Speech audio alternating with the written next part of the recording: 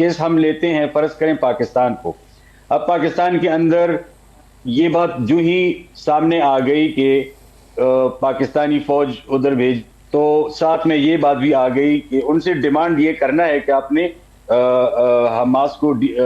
انارم کرنا ہے. اب حماس کو انارم کرنا یہ تو نہیں کہ آپ جا کے دروازے پہ نوک کرے ہیلو جی آپ ہمیں اپنا اسلحہ دے دیں اور وہ دے دیں گے. وہ تو لڑائی کے ذریعے ہوگا. تو کوئی بھی مسلمان ملک اس کے لیے تیار نہیں ہوگا کہ وہ جا کے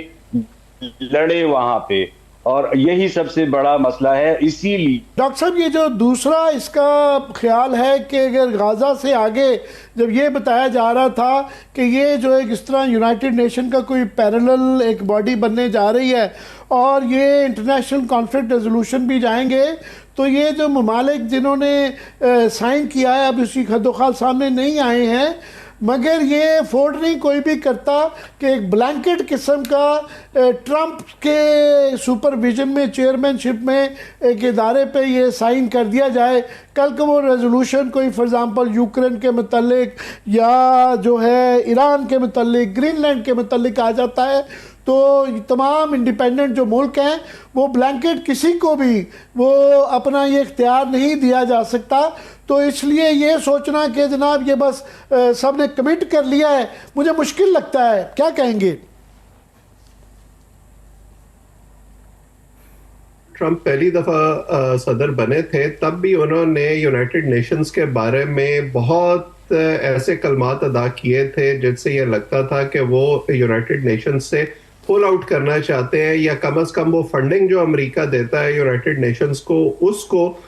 وہ روکنا چاہتے ہیں، کیونکہ ان کا یہ خیال تھا کہ اس کا انہیں کوئی فائدہ نہیں ہو رہا، اور امریکی مفادات کے تحت جو دنیا کے معاملات چلنے چاہیے یونائٹڈ نیشنز اس طرح سے شاید اپنا کردار ادا نہیں کر رہا. یونائٹڈ نیشنز پر بہت سے اعتراضات ہو سکتے ہیں، لیکن بھلا برا جیسا بھی تھا ایک فورم تھا جس میں تمام جو ممبر ممالک تھے ان کی ایک آواز تھی اور ایک وزن تھا، اور جو ویٹو کی طاقت تھی وہ بھی صرف امریکہ کے پاس نہیں تھی. امریکہ کی جو کوئی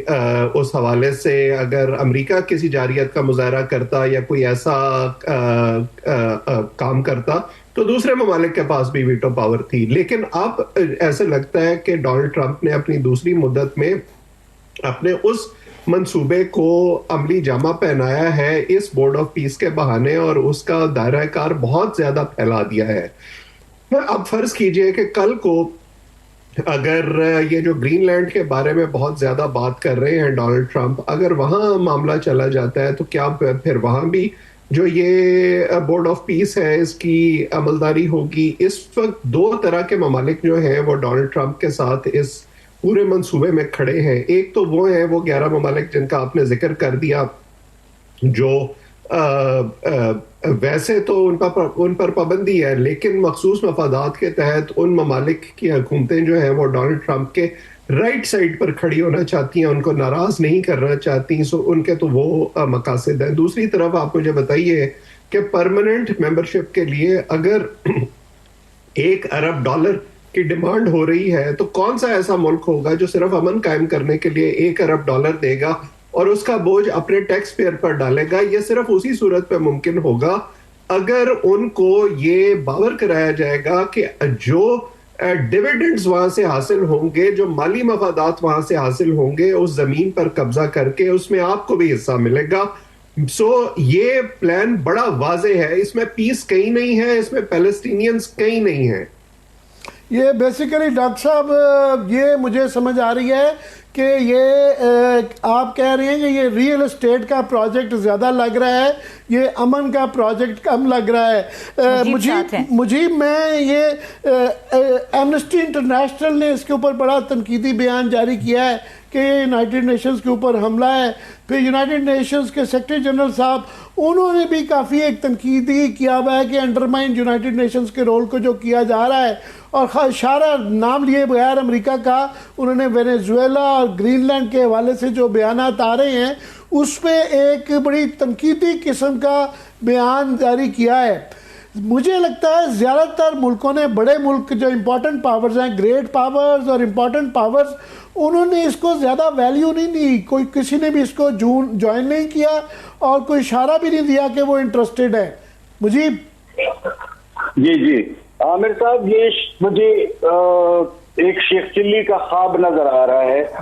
کیونکہ جب تک پریزیڈنٹ ٹرمپ پریزیڈنٹ ہیں تو چند جو خوشامدی ملک ہیں وہ آگے پیچھے ہوتے رہیں گے، ان کو انویسٹمنٹ کے مواقع بھی ملیں گے وہاں پر، ان کو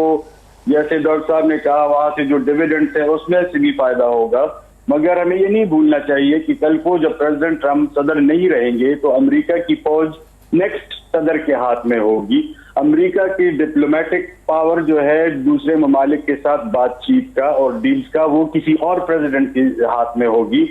اسرائیل کے ساتھ ایز اے گورنمنٹ امریکہ جب بات کرے گی تو اس میں ٹرمپ نہیں ہوگا. پھر یہ دیکھا جائے گا کہ اس وقت جو لوگ پیلسٹینینز آ جائیں گے واپس، وہاں پہ اسرائیلی ہوں گے، فوجی بھی ہوں گے، کنٹرول ان کے ہاتھ میں ہوگا، ان کس طرح ریئیکشن ان کا کیا ہوگا. تو یہ ایک بالکل سسٹینیبل پلان نہیں ہے. اور جس طرح میں شروع میں بتا رہا تھا کہ وہ آواز نہیں آ رہی تھی کہ مطلب جو مسلمان ممالک اس میں آ گئے ہیں وہ اس بات پہ راضی نہیں ہو سکتے کہ وہ جا کے حماس کو ڈسارم کرے، کیونکہ وہ آسانی سے تو نہیں ہوگا، لڑائی کرنی ہوگی اور کوئی یہ نہیں کر سکتا کہ جا کے گارنٹی دے کہ ہم آپ کی ہر بات مانیں گے. تو وہ اور آپ کی جیسے کہا کہ 3 سال بعد ٹرمپ خود فیصلہ کرے گا کہ وہ چیئرمین شپ چھوڑنا چاہتا ہے یا نہیں چاہتا. تو ہم سب کو معلوم ہے کہ صدر ٹرمپ کیوں کر وہ چھوڑنا چاہیں گے یا جیرڈ کوشنر کو ڈال دیں گے. یہ تو یار ریئل اسٹیٹ ڈیولپرز اکٹھے ہوئے ہیں اور ان کا ایک خواب ہے کہ وہاں پہ گالف کورسز بنیں گے، وہاں پہ کلبز بنیں گے، وہاں پہ مطلب بیچ ڈیولپ کریں گے. تو یہ کہنے میں وہی کہنے کی باتیں ہیں، کرنا اتنا آسان نہیں ہے. یہ ڈاکٹر صاحب مجیب کہہ رہے تھے کہ زیادہ تر اس کے اندر خوش آمدی ملک ہیں. میں کہہ لیتا ہوں کہ وہ ملک ہیں جو کہ ٹرمپ کو ناراض نہیں کرنا چاہتے، اور ابھی تک ان میں سے کافی ملکوں کی یہ کامیابی سمجھی جاتی رہی ہے کہ اس کے مزاج کو دیکھتے ہوئے انہوں نے غیر ضروری اپنے تعلقات خراب نہیں کیے، اور کئی لوگ اس ٹیرف سے امریکہ کے بچ بھی گئے ہیں. مگر برطانیہ میں خاص طور پہ میں دیکھ رہا تھا یہ بحث چل رہی تھی کہ جناب یہ جو سائن کیے جا رہے ہیں یہ بائنڈنگ بھی ہو سکتے ہیں. سو اگین یہ امپورٹنٹ ہوگا کہ جو دستخط کیے ہیں، اور ہر ملک کے ظاہر باہمی مفادات مختلف ہیں، تو جب تک یہ سامنے نہیں آتا کہ کس نے کیا سائن کیا ہے تو یہ ایک سوال تو رہے گا.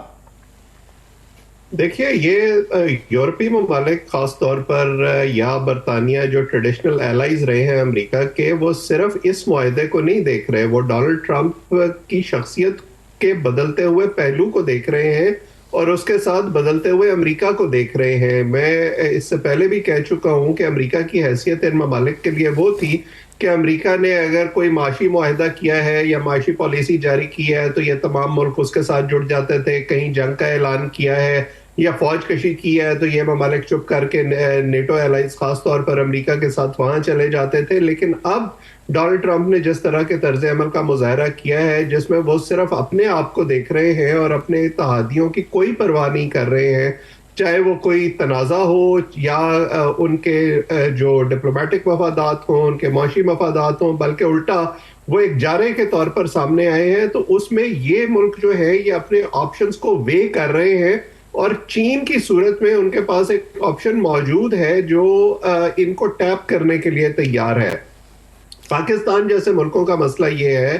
کہ ایک تو بات ٹھیک ہے بالکل کہ امریکہ ہمارا ایک بڑا دفاعی پارٹنر ہے، بڑا معاشی پارٹنر ہے، ہمارے لیے ایک منڈی ہے، لیکن دوسری طرف پاکستان کے اس وقت جو انٹرنل مخصوص حالات ہیں اس میں موجودہ جو حکومت ہے اس کو ڈونلڈ ٹرمپ کے ساتھ ہونے سے ایک طاقت کا احساس ہوتا ہے، ایک لیجیٹیمیسی کا احساس ہوتا ہے. دوسری طرف جو ہمارے ایک حالیہ جنگ ہوئی ہے بھارت کے ساتھ، اس کے بعد بھی اگر آپ خطے کے حالات دیکھیں تو میرا خیال ہے کہ شاید اس بنیاد پر یہ فیصلہ کیا جا رہا ہے کہ ہمیں ڈونلڈ ٹرمپ کی رائٹ سائڈ پر رہنا چاہیے، اور ظاہر ہے کہ ٹیرف کے معاملات اس کے ساتھ جڑے ہوئے ہیں.